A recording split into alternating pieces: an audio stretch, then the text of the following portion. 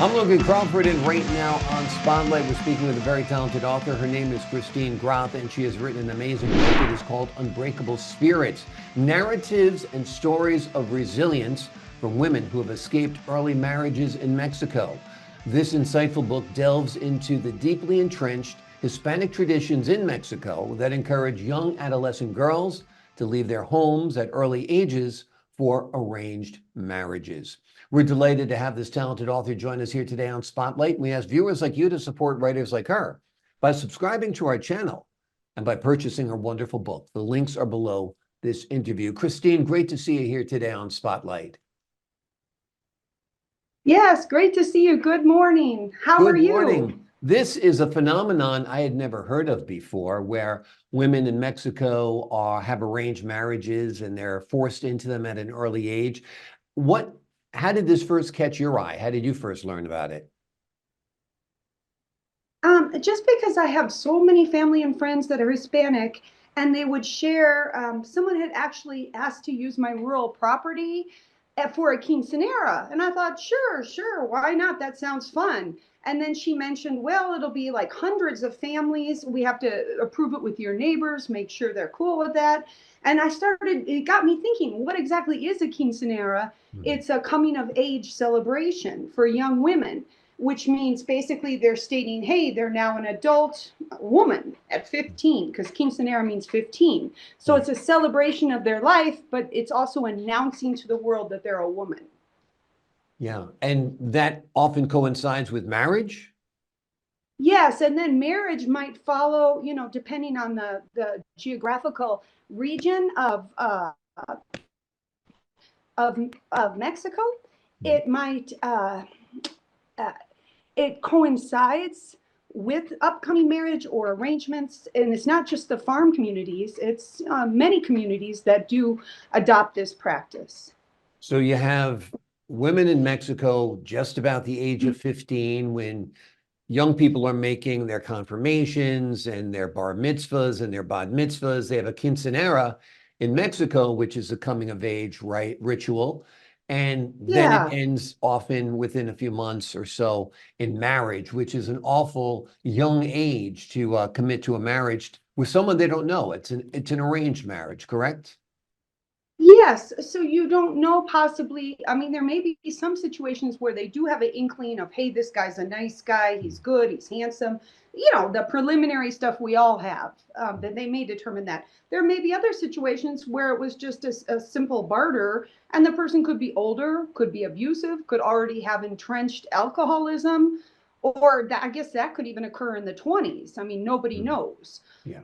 And then all of a sudden they're creating families, maybe two, three, four children before they're 19.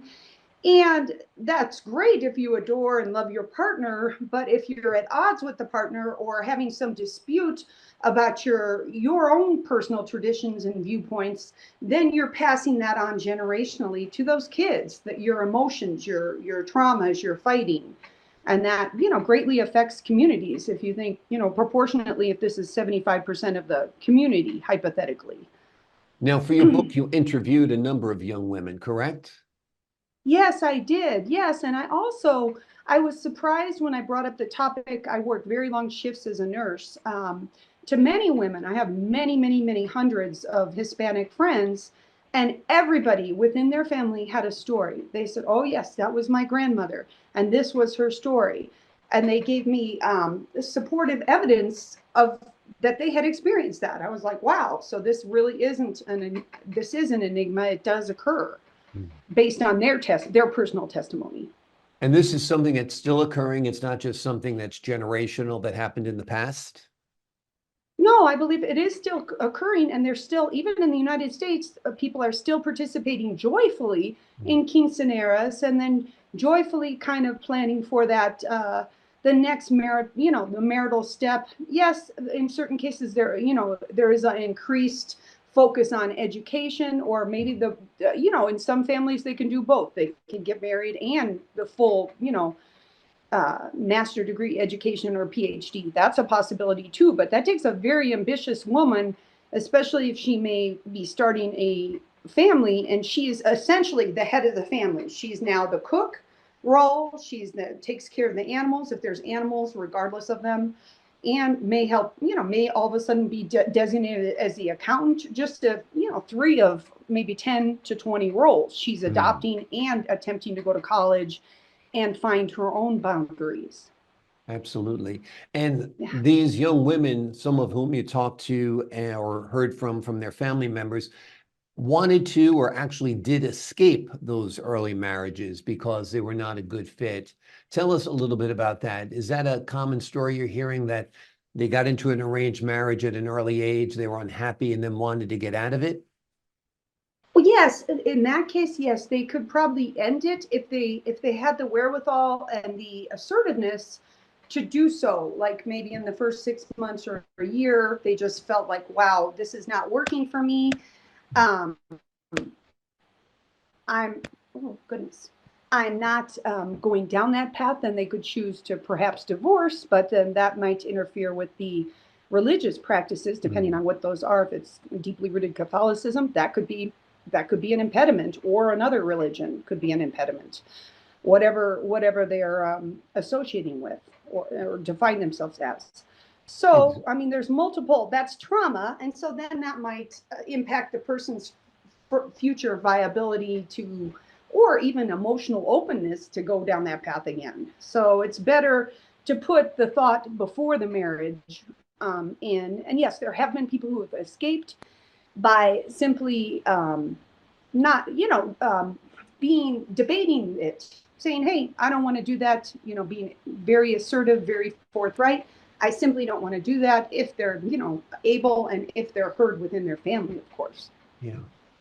What do you hope to achieve with your book? Are you hoping to get some understanding out there, the word out there, empower the women who are Yes. put in this situation? Tell us about that.